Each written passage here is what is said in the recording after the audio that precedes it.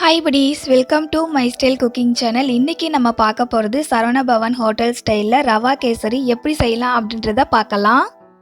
பார்க்கும்போதே உங்களுக்கு தெரியும் எந்த அளவுக்கு நல்லா சூப்பராக உதிரியாக ரவா கேசரி வந்திருக்கு அப்படின்றது.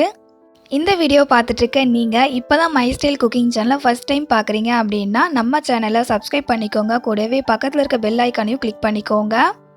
கிளிக் பண்ணிவிட்டு ஆல் அப்படின்ற ஆப்ஷனை செலக்ட் பண்ணி வச்சுக்கோங்க. இப்போ வாங்க வீடியோக்குள்ளே போயிட்டு இந்த ரெசிபியை எப்படி செய்யலாம் அப்படின்றத பார்க்கலாம். ஃபஸ்ட்டு ஸ்டவ்வை ஆன் பண்ணிவிட்டு மேலே ஒரு பேன் வச்சுக்கோங்க. பேன் நல்லா சூடாகி வந்ததுக்கப்புறமா 2 டேபிள் ஸ்பூன் அளவுக்கு நெய் சேர்த்துக்கோங்க. நெய் சேர்த்ததுக்கப்புறமா நல்லா மெல்ட் ஆகட்டும்.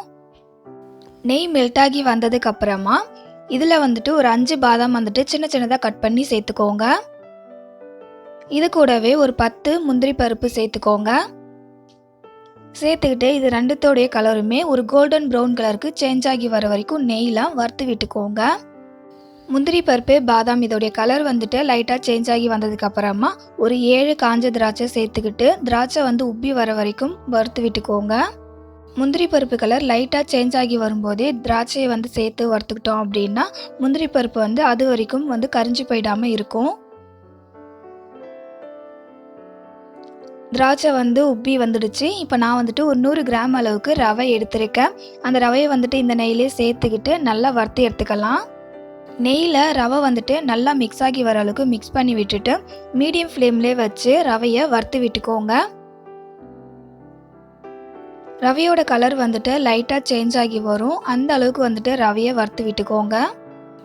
ஏற்கனவே நம்ம சேனலில் ரவையை வச்சு நிறைய ரெசிபிஸ் அப்லோட் பண்ணியிருக்கேன். நீங்கள் இன்னும் அந்த ரெசிபியை பார்க்கல அப்படின்னா டிஸ்கிரிப்ஷனில் லிங்க் தரேன், செக் பண்ணி பாருங்கள்.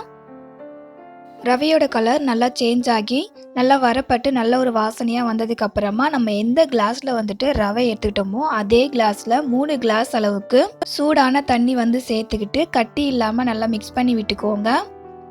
நான் சொல்கிற மெஷர்மெண்ட்டை எதையுமே மிஸ் பண்ணாமல் ஃபாலோ பண்ணி செஞ்சு பாருங்கள்.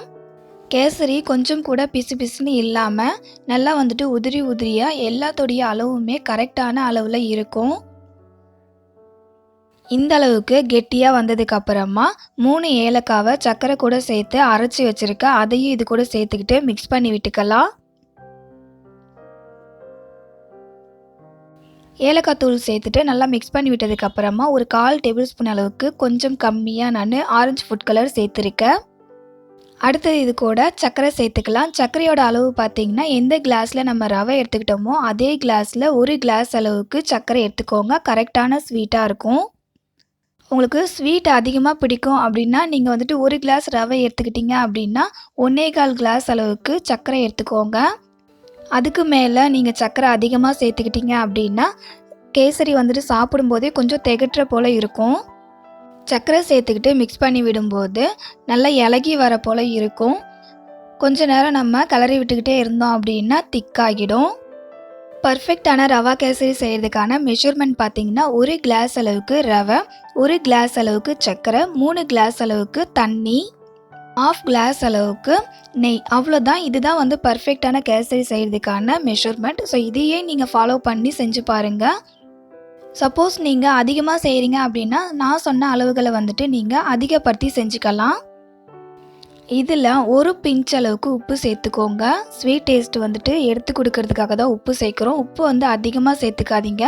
லைட்டாக ஒரு பிஞ்ச் அளவுக்கு சேர்த்துக்கிட்டோம் அப்படின்னா கரெக்டாக இருக்கும். உப்பு சேர்த்துக்கிட்டு நல்லா மிக்ஸ் பண்ணி விட்டுடலாம். கேசரியோடைய டெக்ஸ்சரை பார்க்கும்போது எவ்வளோ சூப்பராக வந்திருக்கு அப்படின்றது உங்களுக்கு தெரியும். ரொம்பவே சூப்பராக அவ்வளோ ஒரு டேஸ்ட்டாக இருக்கும். கண்டிப்பாக இதே போல் நீங்களும் ட்ரை பண்ணி பாருங்கள். நம்ம சேனலில் நிறைய ரெசிபிஸ் அப்லோட் பண்ணியிருக்கோம். எல்லாமே பர்ஃபெக்டாக செய்கிறதுக்காக நிறைய சின்ன சின்ன டிப்ஸ் சொல்லியிருக்கேன். நீங்கள் அந்த ரெசிபிஸ்லாம் இன்னும் பார்க்கல அப்படின்னா நம்ம சேனலில் செக் பண்ணி பார்த்துட்டு பிடிச்சிருந்ததுன்னா சப்ஸ்கிரைப் பண்ணி லைக் பண்ணுங்கள். உங்கள் ஃப்ரெண்ட்ஸ் அண்ட் ஃபேமிலி மெம்பர்ஸ்க்கும் ஷேர் பண்ணுங்கள்.